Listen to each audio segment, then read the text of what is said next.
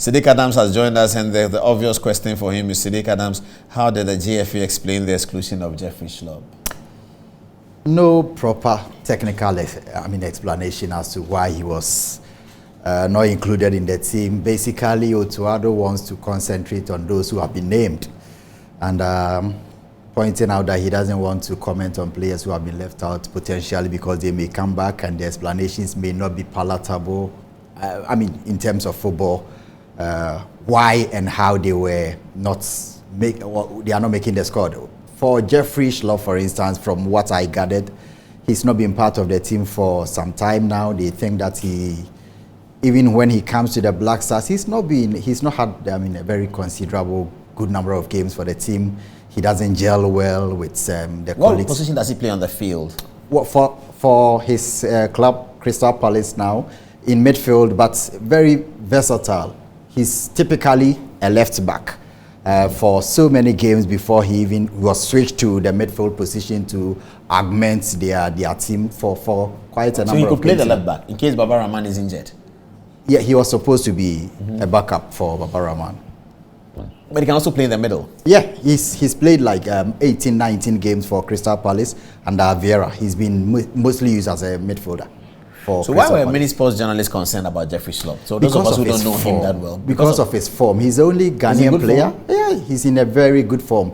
The only Ghanaian player who's made over 200 appearances in the English Premier League. And of course, for a player of his caliber and making games, and his form and stamina in the Premier League this season has been particularly, incredible. So it's not for Ghanaian journalists alone, but if you have a player in the Premier League playing regularly for a club and being that versatile, he's even commanded much more in the, he's become a mainstay of the Crystal Palace midfield now. So not for Ghanaian journalists per se, but people are worried and concerned and surprised why a player of his caliber has been left for somebody who plays in the Championship.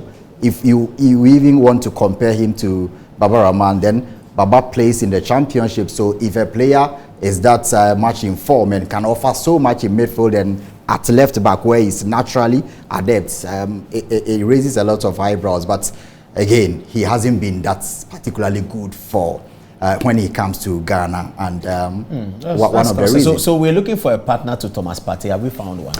Of course, I think the best partner for Thomas Partey to me is what we have found in Samed Abdul Salim, who plays for Lyon in the French league. Teenager? Not a teenager, above 20, he's 22, 23 okay, years. Yeah.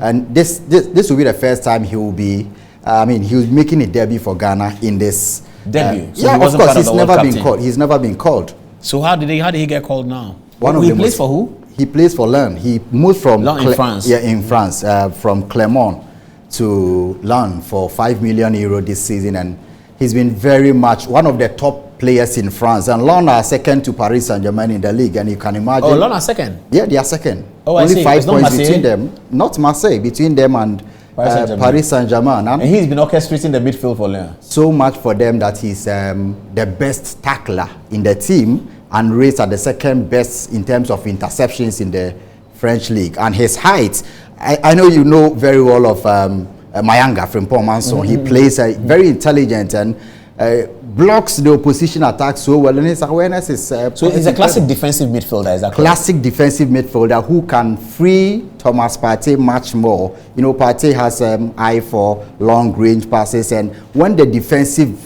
responsibilities is mostly placed on Partey, it becomes difficult when there is nobody to unlock him. Look at the access he has in the Arsenal team because of Xhaka and others supporting him. So with Salim, who I think offers much more in terms of defense, Partey will be freed to be able to, explode and join the attack as he's been doing. Okay, so Salim is going to stand in front of the central defenders. Of course. And then Partey stands in front of him. So we do the double pivot when we have Salim and Partey.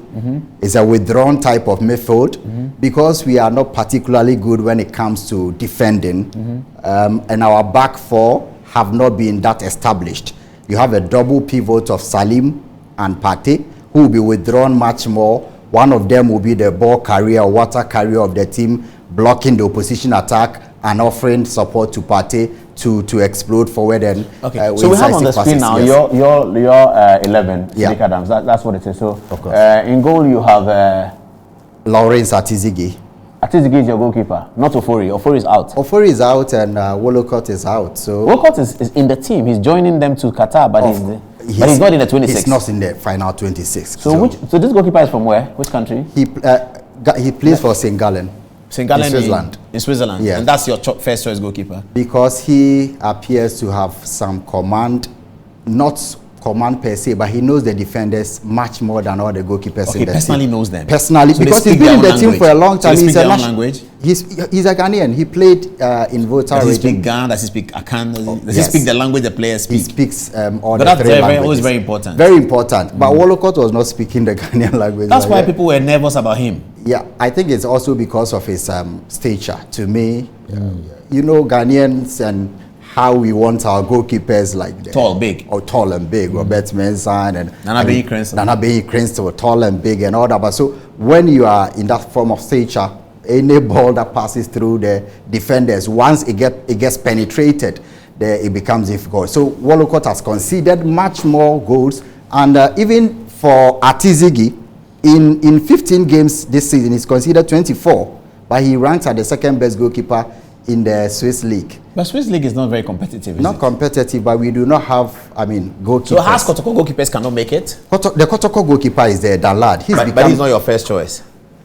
In terms of exposure, I would want him to learn the ropes a bit more. He started from the under-17 to the black met. He appears to be the only player in the Ghana team who has gone through all the ranks, the levels, under 17, under 20, under 23, and to the local team, the Chan team, and now getting a shot at the Black Stars. But when you are going to throw Danlad in the fray against Portugal in the first game at the World Cup, perhaps you would want to, very young, the youngest of all, and you know Ghana is sending the youngest team of the World Cup.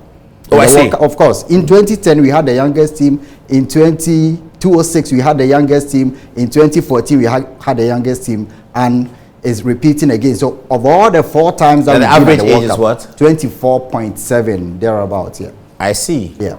So we are the youngest team. So we should be expected to have a lot of power, speed, and finishing towards the end of the game. Exactly. We should be stronger. But a lot of the young players in the team, like Danlad and Fatau, who is 18, are not going to be regulars. But the point is that we have the youngest team. Okay. So let's go back to your 11. Can you put up back the 11 and then let's have a look at it? So we have already discussed goalkeeper. Right. Let's start with the right hand side. Yeah. I see Tariq Lamptey. Tariq Lamptey, yeah, right. Okay, he's everybody's first choice for Of course, yeah. Now that we don't have Rhys James, I think that he's the one that we can use. Okay. Next, who are your 2 central defenders? Jiku and Daniel Amate.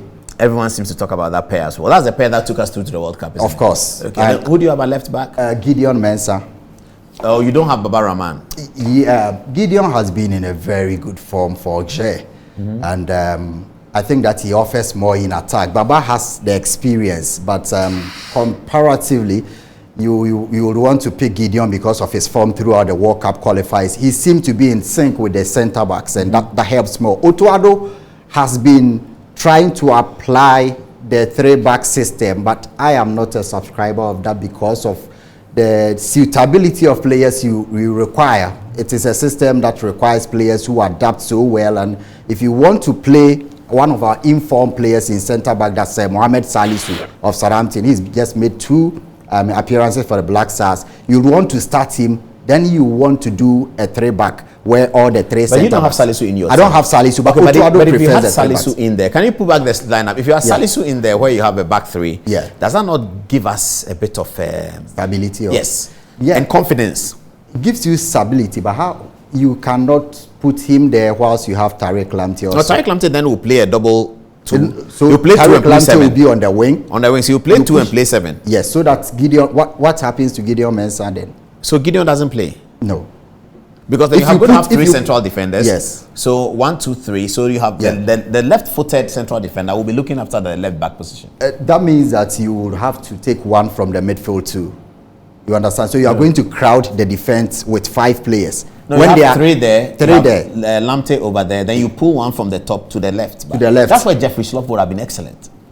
If Jeffrey Schlupp was in the team, he would have been there and he would have been an excellent position of sweeping Ayew from the left back into central defense defensive exactly midfield. Like what Kojo Asamoah did for us. Absolutely. It would have been important to her, because if you are playing Portugal on a 4-4-2, you see, you line up in a 4-4-2 in a game that you are confident about, in a game that you think is yours to lose. But in a game that you are going to defend. 3-5-2 is much more, it gives you up when they have not been very well versed. I agree. It's more technical. Very technical. And more difficult to play. If Salisu is put in this style of play, he doesn't have the Calista at and the other players he has at Southampton, where he performs so well. We need to practicalize this for over and over. What about those who think Salisu must be in at all costs? Who are you going to drop? Is he a left-footed player, Salisu? Yes, left-footed. So he can play left back? Or he doesn't he doesn't have the pace. For the left back? For the left back. He passes so well. But those who think he has to be in? He has to be in, but playing against Portugal, I would want to go with an established team.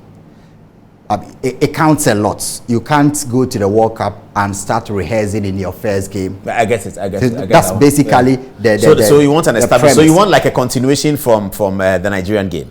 A continuation from the Nigerian. A few additions in. At right back where you have Tariq instead of Dennis Odoi, who to me does well, but Tariq is definitely better than Dennis Odoi. Of course. But even with the age difference, it comes. And Tariq will be required to do a lot. Exactly. So Tariq has the exposure. He has the confidence. At this level, you require him. They all have the exposure, but the speed at the World Cup and how flexible he is defensively and in attack, the support he can give to those there will be very much instrumental. So I will pick him and then have an established back four and have the double pivot of Partey and Samed to protect us. Okay, let's go back to that. Let's go back to the lineup. So yeah. We are now in the midfield. So we have Partey and Samed in there. So you put the two of them there. Yeah. Okay. Then the big controversy is you have both Ayews in the front. Everybody's going to fight with you on that. Yes, I know. Why are you determined to have both Ayews?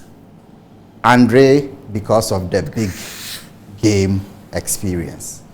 It's something that you cannot take away from him, even with his, form and age. He was our top scorer in the World Cup when the going got tough. Which World Cup? World Cup qualifiers. Yeah, in the World Cup qualifiers, he had 3 goals for us. Oh, that was the highest number of goals scored by an individual. We could score. And even at the AFCON, before he was taken off, and he's the highest scorer for us at the AFCON. When he had a red card against Comoros, we saw how happened. It's difficult with his situation, but in a game like that against Portugal, you'll want to put him there and see how they fare in the first half. You wouldn't want to throw in players who have not played at this level before. And I know Tuado will fancy putting. A lot of people argue about why they start Ayew, but it's not been Otuado, it's not been CK, it's not been Milovan Rajevac. All the coaches who come would want to start him because, you have been in this game to know that when it gets to this level, there are players in the dressing room who are, the jitters. They are afraid. They are afraid of Cristiano Ronaldo. Cristiano Ronaldo right next to comes through the dugout and you see players who are just, it happens. So you need players with a big game experience and exposure. It's not going to work out for him all round to be able to run like he was in 2010. But I think that he adds something extraordinary to the team in terms of the So you're not guaranteeing Andre Ayew the full game, but you think he should start? I don't think that Ayew can make the full game. 70 minutes now. 65 minutes should be enough. Or he comes from the bench. But in a game as important as the first game of the tournament. How important is this game to us? We've gone to the World Cup in 2006, lost the opening game to Italy, and did very well by getting to the second round and eventually defeating to Brazil. Yes. We went to another World Cup in 2010 in South Africa. I think we won our first game against Serbia. Yes. Then we struggled with Australia and Germany. And then did we beat Germany? No, we drew Australia, drew Germany. No, we beat Serbia. Yes, and then we drew with Australia and Germany. And drew with Germany as well. No, they beat us by 1. But we qualified. We qualified with 4 points. Oh, okay. That was a 4-point qualifier. Yes. Okay. And then we went to Russia. Yes. No, in Brazil. We went to Brazil. 2014. 2014. We lost to US. First game. In the first game. Yeah. Then and drew with Germany. Drew Germany and then Portugal. beat us by 2-1. Oh, then we got eliminated. 1 point from that tournament. That was a controversial one. So, like you said, this is a very important game. A very important game because for Ghana, it's major tournaments. We've won less than 15% of our first games. We struggled to do well in our first games. And facing Portugal with our mother of talent they have at this point, it will be very difficult for Ghana to. A respectable result will be Portugal dominating play and scoring possibly one goal against Ghana. That's always been how we fare at tournaments in our first games. The best we can do is to be able to salvage a draw in that game and look forward to beating the best we can have against South Korea. So, like in tournament football like this, you plan and strategize on how to qualify from the group first before you look forward. But against Portugal and the backdrop that we hardly do well in our first games, we should be going into that game by having a strategy of not going to be humiliated, because that will be a very big toll on us going into the second game. The criticisms that will come from here already, the negativity that will clothe the players going into the second game. So I would want us not to have high hopes of going to beat Portugal, because we know that on paper we are the poorest team going into this World Cup. All the Panthers and Pundits have rated, and FIFA rankings have rated as the lowest team going into the tournament. Some have even predicted that we may not get a point from all the 3 games. So we go into this game at the back of our minds that we don't do well in first games. We are meeting the strongest team in the group. How do we get a point or not get humiliated even if we are going to lose? Then look forward to Uruguay and struggle out with South Korea. People think the Uruguayan team is better than the Portuguese team, that they are more difficult to beat than the Portuguese team. Not really. I think that... I think the Portuguese team is full of names, but they don't really gel together that well. Yeah, full of names who are informed, players who have seen it at the highest level, players who can change games within the twinkle of an eye. And that's why you require this level. Players who can change games. And that's Bruno Fernandes. Bruno Fernandes, the Manchester City player, Bernardo Silva, Cristiano Ronaldo, the guys at Paris Saint-Germain in defense. And I think that they have too many talent at this point. And what we need is we don't go into the World Cup and say they have names. What do you have? If they have but that then makes Jeffrey Schlupp point even more damning. Yeah. Okay, let's finish up. Let's go back to the lineup. The squad. Jordan Ayew, you have him on the right. Yeah. Yes. Why? Like I mentioned, a lot of thinking went into it, and the premise is always the experience. Jordan Ayew has not had it easy with Ghana, but he offers so much. When you speak to the coaches, you have I also had my issues. When you speak to the coaches, you have a different understanding of why they keep on starting him in games. He touches 1, 2, 3 balls and everybody... For Crystal Palace, he starts all the time. Yeah, why? But the guy tries as much as possible. A lot of the games he runs, if you check all the statistics that they use, the GPS and all that, he's doing 10 kilometers in the game, he's doing 11 kilometers. These are things that, the little details that you do not see. But if we are playing against Portugal, you would want players who will track back more, because you do not even have the attack that's been scoring goals. Jordan himself is not scoring, but he's become a favorite for Patrick Vieira for reasons that he offers so much in defense, in midfield, and he tries to assist. I think he's lost his mojo in terms of scoring. He doesn't have the confidence again. So he's been drafted into a position where he can offer much more. But I think it would be quite interesting why he will start games for Crystal Palace of all teams, and for Ghana to say he's not good enough. So that's the point. He's established as well. Let's get back on the thing and then see. So I see Inaki Williams up front there. Yeah. Is he a typical arrowhead, Inaki Williams? Is he a classic number 9? He has. Or is it number 10? He has eye for goal. Yeah, but that's not the classic number 9. Arrowhead number 9, classic number 9 is a number 9. George Al-Hassan. Yes, we don't have. We don't have a number 9. The best scorer in the team now is between himself and Kudus in terms of... You have Kudus in there? Yeah, Kudus laying behind him. Yes.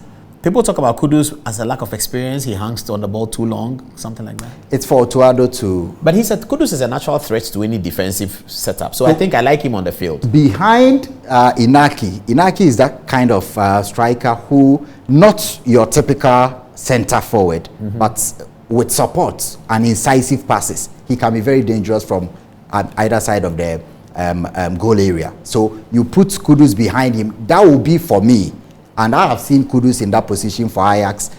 I think that if we have Andre, Jordan, and Kudus in that area, they will not offer a lot of speed for Jordan and Andre in that area, but the kind of passes to Kudus to be able to navigate his way. We know he's very tricky in terms of. So you're confident this side can beat Portugal if we were to take a goal against, you take a lead, an early lead against Portugal. Do we have the guts to withstand incessant pressure from Cristiano Ronaldo, Bernardo A Silva? miraculous goal, yes.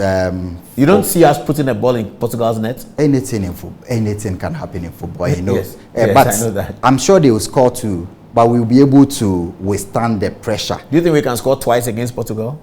Difficult. You can see us score not one. Impossible, but difficult. Yeah, I know. You can see us score one, but not two. One goal, it will be difficult for an European team like Portugal to make 2 mistakes against Ghana. What's 2 mistakes? 2 mistakes. I mean, goals will come by potentially by defenders. Yeah, but we should be able to create a goal against them. We have Partey, we have Inaki, we have a defense splitting pass from Partey. Jordan runs on it, he swings the ball into the penalty area. 2 goals Inaki against Williams can plant in the back of the net. 2 goals against wasteful. Portugal. Yeah, of course. And we've been very wasteful. That's one of the things. If we are, is the team missing Asamoah Gyan's skill? Not Asamoah Gyan the person as he is today, but his kind of skill. We will continue to miss Gyan for years, not for this World Cup alone, because he creates something out of nothing. The kind of striker that every country going into a World Cup will want. Why is he still the top scorer? I want to say something. I remember the goal that he scored against the United States in South Africa. In South Africa. Amazing. How many strikers? Like that not even Roger Miller, not even George. Yes. So he has that instinctiveness in front of goal. I mean, I was in Mongomo in Equatorial Guinea when that Wakaso pass from nowhere, 94th minute, limping Asamoah Gyan, the malaria goal against Algeria. That took us to the next round of the qualifiers. He was limping throughout the game. The coach decided, Avram Grant decided to stick with him, and there were complaints we were on the verge of elimination. A pass from the Ghana's own half, Asamoah Gyan picks it ahead of Marluti in the goal area, shoots at the far post. These are things, he was a natural striker. These are things that he learned from the grassroots in Ghana. These are things that he got polished in Europe. But Asamoah Gyan is the kind of striker like we miss Opoku Afriye, we miss the typical strikers in the past. Williams. We are not going to have Asamoah Gyan again, and it will be very difficult. Afena Gyan was once a player who was. Is he in the team? Not in the team. He's also very not unfortunate, yes. Wow. Not in the team. Okay, so you don't sound like you're very confident about our chances of getting out of the group. On paper, this is something that's very practical. On paper, you know that we don't have the best of teams, and the most difficult thing is that we've not played for a long time.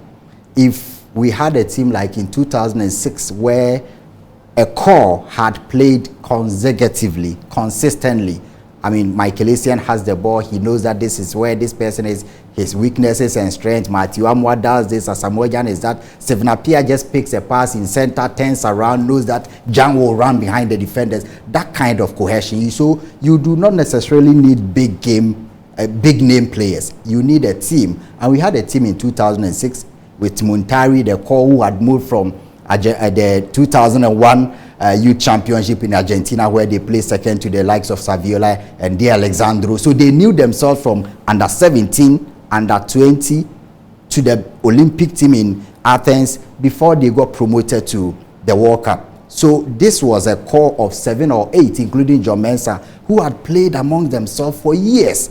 That is what it requires to play at the highest level like the World Cup. We don't. We have big name players and new recruits from Europe like Tariq Lamptey and Inaki Williams, who may be able to change games. But the fact is that they need to play consistently for a number of years. Don't we have at least one friendly before next week? We have against Switzerland. Yes. So where? Qatar? Yes, in Abu Dhabi before. Okay. Yeah. And that will give us a certain sense of where we are. To know who are Otuado's first choice and the kind of play we'll be going into the World Cup with. I think that we have a chance against South Korea, against Uruguay, and even against Portugal if we are disciplined. And that's where I like Otuado for. People argue about why somebody who is just a trainer, scout, or an assistant coach at Dortmund is leading us to the World Cup. But the fact is that if you watch his game management, in the matches against Nigeria. That is what you require to qualify from a group at the tournament. Game management. He's not done particularly well in the other games, the qualifiers. But in a tournament where you need points, calculate how to beat this team. What do we manage? How many minutes are we going to waste against Portugal to be able to frustrate them? The game management, I was in Abuja and I saw it. There were times that players wanted to delay and he was shouting on them, this is not where you need to be. You have to go back into your own area. If you want to lie down, go to the Nigerian side. These are things that I think will help us in qualifying to the next stage. But in terms of quality, materials, and form and cohesion, we are there. I mean, we should have our expectations at the very lowest end. Yeah. Not such a good testimony from a famous Spurs journalist that has predicted many things correctly before. We hope on this occasion Saddick Adams is terribly wrong. We pray that he's very, very wrong. We will, because I think we will be able to qualify, but I don't want the situation where the expectations are raised.